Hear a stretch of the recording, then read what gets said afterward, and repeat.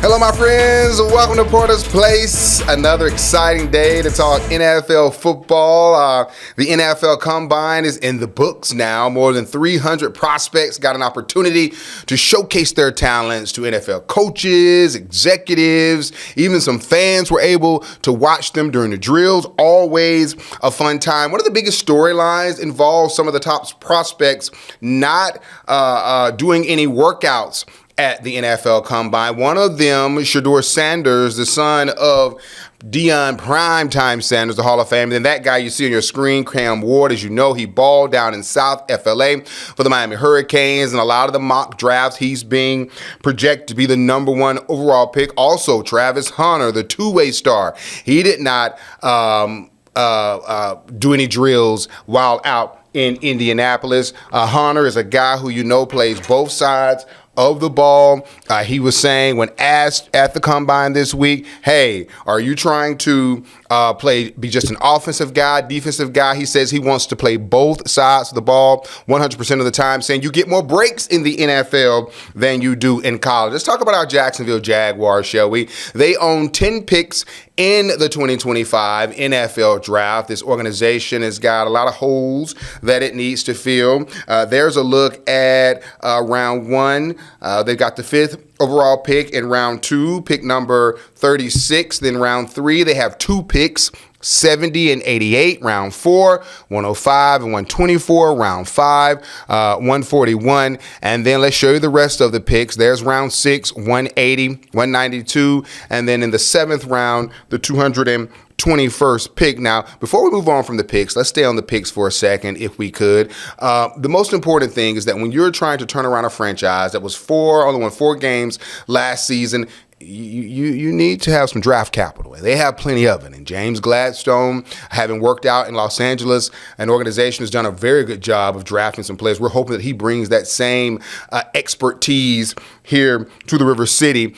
Gladstone, the youngest general manager in the NFL, had a busy week last week. Monday, officially introduced at a press conference. The next day, he was in Indianapolis. Gladstone, Cohen, Tony Baselli, all of them working hard. Now, let's show you the Jaguars' positions of need, because, as I said, we've got some holes we need to fill on both sides of the ball. Cornerback, safety, offensive line, and defensive line. So it is going to be interesting. Now let's bring in my main man, my brother from another mother, our football insider, James Coleman, a guy who I'm so glad to see back home in the River City, a guy that I'm beginning to envy because he gets all of the best assignments. I mean, all of the best assignments. James, before we even talk about the prospects, man, tell me about your experience in Indy. Let me know what happened. Yeah, it's my 6th year going and enjoying the Combine, man. It gets great, especially when you start seeing kids that you know. But it's a great time. It's one of the biggest networking events in the NFL. So you get a chance to ask up close and personal questions to coaches and front office people. But you also get to talk to agents, and you get you get to connect. So it's one of those things that I always encourage anybody in media to go hang out. The JW Marriott Burn Cigar Lounge and get you some St. Elmo's. That's where you got to go, man. James, before we get all, you start showing off how talented you are, how gifted you are, how knowledgeable you are, most exciting thing that you did at the Combine? The most exciting thing I did at the Combine was actually, I'll be honest with you, this is my first time being able to get there on time to get a chance to see the GM, and get a chance to see the new head coach. All the other years I haven't been able to do that. I didn't get a chance to obviously see the press conference with James Gladstone, but being able to be there, ask some questions that are important to me and the people that I think that I think we needed to hear. That was great. I actually left with a pretty good impression of the two, and it's a lot different than what I had going into it. James, I was snooping on your social media there. You saw a lot of guys that you know from back home at Tally. You also saw some guys I think you played football with. Tell me about that.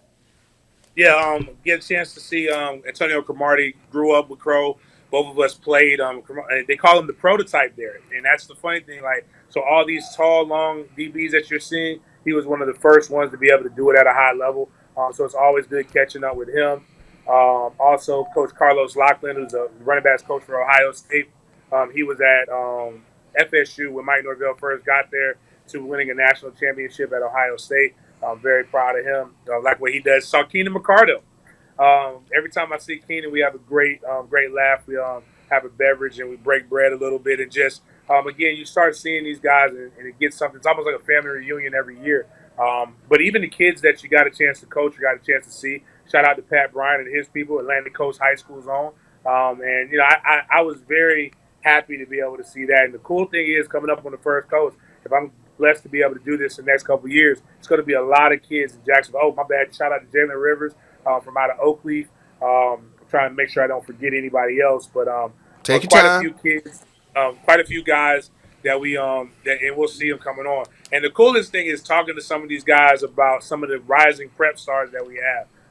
Right, everybody knows I have a 7-on-7 that's up that way, and they know about this young man by the name of, I call him Bryson Wright. I'm a grown man. I refuse to call him his nickname, but a lot of people were excited to know who the 14-year-old from Jacksonville is that they got their eyes on. Believe it or not, it's some guys that can't wait to scout and evaluate him. Well, and what were they saying about him, James? Did they say anything specific about this 14-year-old? Is he really 14? James, is he really as good as they say? And it's like, we've never heard you brag about high school kids. And I'm like, yeah, he's definitely that. I told him the crazy part is he looks like he's 20, 22, but he's every bit of 14. And I have to remember that and remind other people that he's a kid, and he's still learning how to be a athlete and learning how to be we shouldn't expect him to be a pro at 14, but he's special. And I also tell him there's a lot of people around him are very special. So like, but they can't believe he's as fast as he is. Because still at 14, and not even 14 and a half, he's still kind of low on that puberty development chart. So really, the sky's the limit. We have no idea what this kid is going to be. So, but yeah, he's a phenom. As you can see, James is working one of his many jobs. He works over at Mandarin High School. I see something on the big board back there. I was trying to get some inside scoop. James, do you guys have like weightlifting going on or something going on at the school? Yeah, we're doing off-season workouts. But what's on that board right there is we have this technology called Catapult. Mm-hmm. We don't really run 40s here anymore, and a lot of people are getting away from that. We measure miles per hour during football drills. So what this is a list of the catapults that the young men have. That young man I was just talking about at 14, he's hit 21 miles per hour. We've got about almost all of our skill players are between that 22, 21 mile per hour mark. We don't have a 24 yet. That's skedaddling if you get 24 miles per hour. But all we're trying to do is just make sure we get guys the best technology to make the best athletes as well as the best men that come out of the first coast, come out of Mandarin High School. That's one drill you don't have to worry about me trying to do, see how fast I can run. I can guarantee you it probably wouldn't even register on the radar gun. Let's talk about our Jacksonville Jaguars. And again, let's throw up their positions of need. And then, James, we're going to discuss some of the guys that you said that caught your eyes. You can see the Jaguars, cornerback, safety, offensive line, defensive line. James, when you got back, I asked you some guys that really stood out. And if we're going to start with defensive line. And there's a defensive tackle out of FSU, Joshua Farmer. What's impressed you so much about him? Just the fact that he did all the drills. He's working. He's a little bit faster than what I thought he was going to be.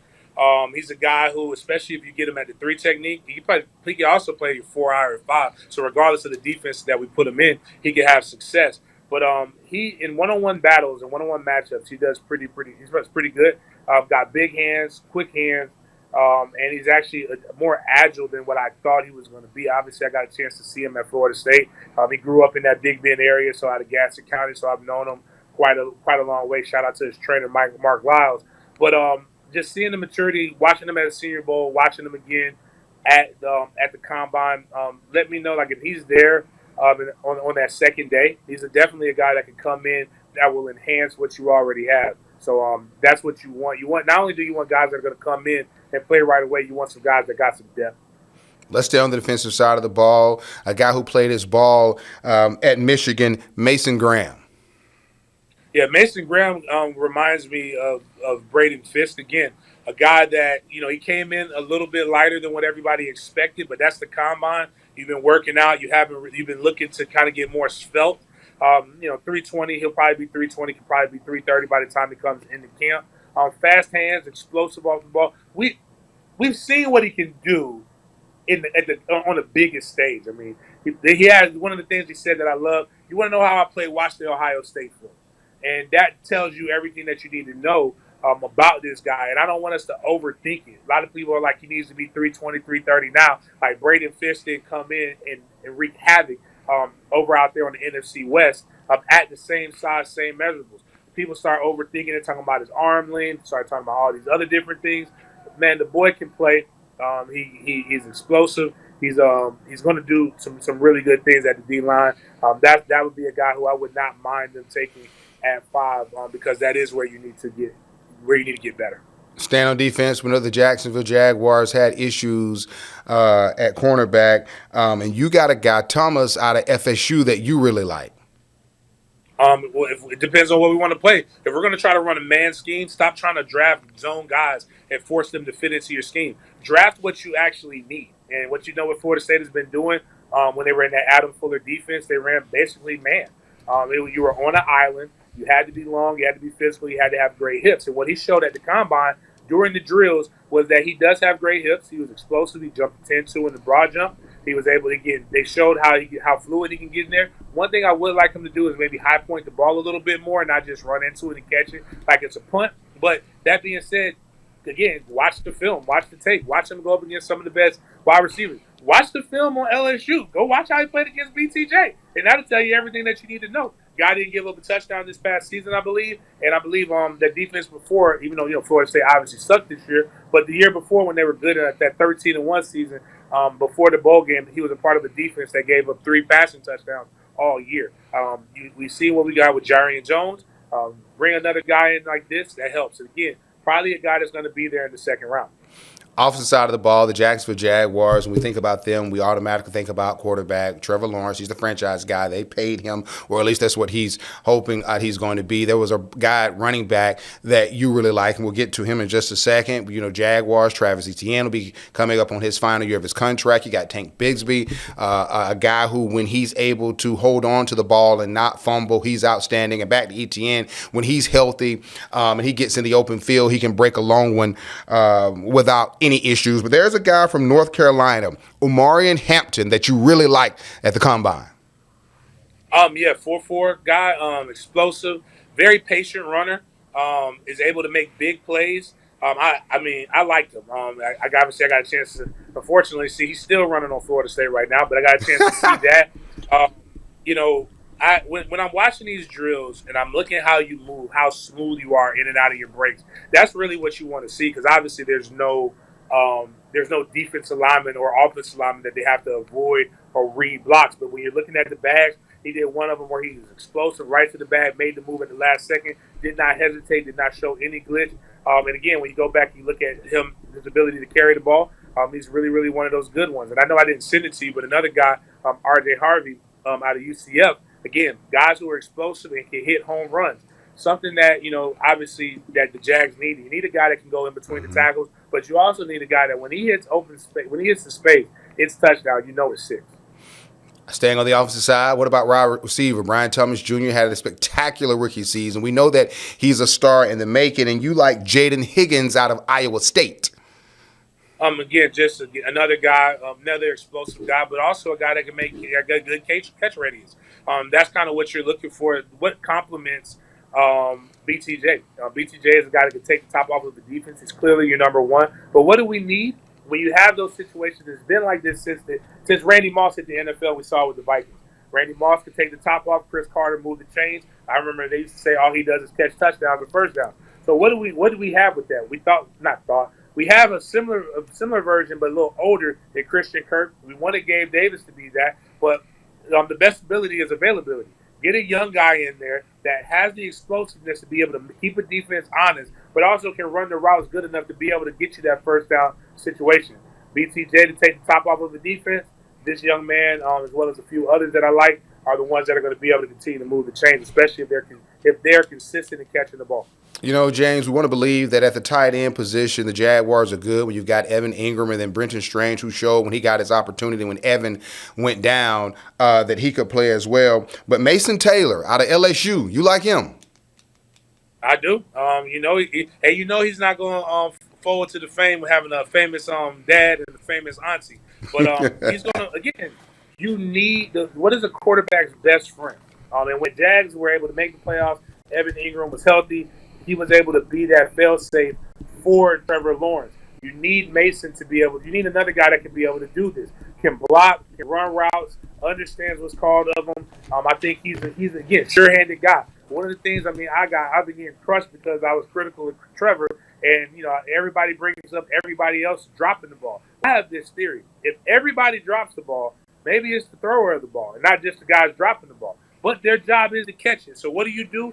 You go and you draft guys who are better catchers of the ball who are going to go out there and get it. The key to this season right here, for it to be successful tenure, at least not start off on rocky road, is to give Trevor every excuse to not fail. And if it still fails, then now we need to be able to move on. Because the crazy thing about the NFL is that salary cap only exists to people who want it to exist. You can figure out all of it. But before you cross that bridge, make sure you get him as many weapons as possible. And I think Mason would be one of those weapons. James, we know that big-time players, prospects, not going to workouts at the NFL Combine is nothing new. Cam Ward elected not to. Shedeur Sanders elected not to. Travis Hunter elected not to. Some of the biggest names. Your thoughts on them not competing with so many executives there and waiting for their pro day? You got a problem with it? I don't. It forces people to, again, it's more for us, and the NFL has done a great job of making it very entertaining. But watch the film. That's where you get paid to play football. This is not the underwear Olympics. And while I would love seeing these guys throw to strangers, that's not even how it's going to be when they get to their team. They're going to be throwing it to their teammates. So seeing them in a situation where it's more comfortable, it makes more sense, especially when you're looking at who are the guys coming out, the top guys. Shedeur Sanders, I believe he had three wide receivers at the NFL Combine. Cam Ward technically had four with Arroyo, the tight end. You're able to get that. You're able to get what you need to get from that. And also this thing about Travis Hunter. Who cares about what Travis Hunter is able to show you? Travis Hunter showed you that he can play 120 football plays consecutive. Like, that's what you're drafting him for. You already knew. What the Combine's job is to do is to confirm what you saw on film. So when you run a 40-yard dash, they don't really need to see you run a 40-yard dash. They kind of have an idea of what you run, and is it confirmed based upon what we just saw with the 40? Are you explosive? Or if I didn't think you were explosive, are you showing me something different? And that's kind of what the Combine is supposed to be about. But I think next year and the year after that, when it's a more talent-rich class, in particular in the top spots, you'll probably see more people compete. But this year at the quarterback position, there was no need to go out there and show bad. I mean, heck, Will Howard threw, and all we're doing is talking about how bad Will Howard threw. Yeah. So I don't understand. Like, I get it. It's the critique, but it's an old school mentality. But it's new school money. You got to ditch that old school mentality. All right, James, we know last week on Monday the Jaguars officially introduced their new general manager, James Gladstone, the youngest in the NFL. The front office is full of young folks, with the exception of Tony Baselli. He's not that old at 52. And then you've got a young defensive coordinator, offensive coordinator. Let's take a listen and we'll talk about this on the other side. Today's NFL is constantly changing. It's important for us to find a GM who is unafraid of change, someone who can innovate, collaborate, communicate, and evolve. All of that describes James. Jaguars owner Shad Khan laying out the blueprint of what he wanted and believes he now has in his new general manager, James Gladstone. It's no wonder James has already produced a brilliant body of work so early in his career, but what's best is his immense promise in the role of general manager. The 34-year-old Gladstone is the youngest GM in the NFL, whose mentor, Los Angeles Rams GM Les Snead, told him it was time for him to go after the Jags job. It was never going to be something that I brought up. It was only until he rose his hand and said it's time. Gladstone is now a part of an organization that has a young and first-time general manager and a young and first-time head coach in Liam Cohen. However, Khan, nor Executive Vice President of Football Operations, Tony Boselli, seems fazed by their youth or the outside noise. I look at it really positively. I think we have great people and a great team of people, even though they might be in the position for the first time. I think collectively they're going to have great success. The combination of Liam and James and what we're going to build here, and the three of us together, we're aligned, and it's going to be a collaboration. You know, it's not about any one individual, no egos, agendas. It's about what happens on the grass. We're going to keep the main thing, and that's winning football games, and that's what we're here to do. And the bottom line is to win football games. James, a lot of uproar. Some people saying they're too young, they're too experienced, meaning 34-year-old GM, a 39-year first-time head coach, a first-time OC, a first-time DC. I have no problem with it. Your take? Win. I think it's a lot of firsts that I do think that can cause a problem. But again, when I got a chance to interview James at the Combine, one of the things I asked him straight up is, how do you see this working with everybody reporting to the owner? I've never seen it work. Corrected me and said that it has. That's what they did in Los Angeles with the Rams. Everybody reports to the owner. So I think if he's able to come in and be able to get his sauce on there or his flavoring on there, and you got Cohen, who's now known as a quarterback guy, I think this could be something that's promising. But again, we've tried it a lot of other different ways, and it still hasn't worked. I mean, heck, it didn't work bringing in a guy who won a damn Super Bowl. So, like, you know, maybe this will work with some fresh ideas, fresh blood. They are really good at. He's been really good at evaluating talent. Mm-hmm. One of the cool things that the NFL does is you see a lot of behind-the-scenes stuff when it comes to the draft, and you saw him being the guy talking about drafting some of these guys that a lot of people weren't talking about drafting. Drafted two guys from the same school, obviously, and having this success. Looking for other players. I like the energy. He seems to be very analytical, and he's one of those guys that seems to be like that's going to overwork. I mean, my man's wife is going to be having a baby in the end of May, and she's about to not be able to travel. And this man he's technically homeless right now. So we have a homeless GM that's out here trying to make. He's more worried about making the Jags better than finding the property. So hopefully, you know, the market's good to him and he ain't out no. Or, you know, heck, he might move out east just to save money and be a little closer to the stadium. So I want guys like that who want to work. So we've had guys with the resumes and they've lost. He looks like he might be somebody that wants to win. And I think one of the things I like about the Liam Cohen, James Gladstone thing is that when Doug Peterson came here, yeah, he was a Super Bowl winning head coach, but he was stuck with a general manager that I don't truly believe he ever wanted to work with. And by the time their run here was over, you had so much finger pointing across the street, it was absolutely ridiculous. But back to Gladstone for a second. If I'm him and I'm looking for a home, James, why not use Shad Khan's yacht? Park it downtown. He and his wife can go there. There's a pool, basketball courts, meeting offices, all kind of good stuff. I was very upset that I couldn't get to that yacht at the Super Bowl. I stayed at the Marriott on Canal, and out of my window, I could see it.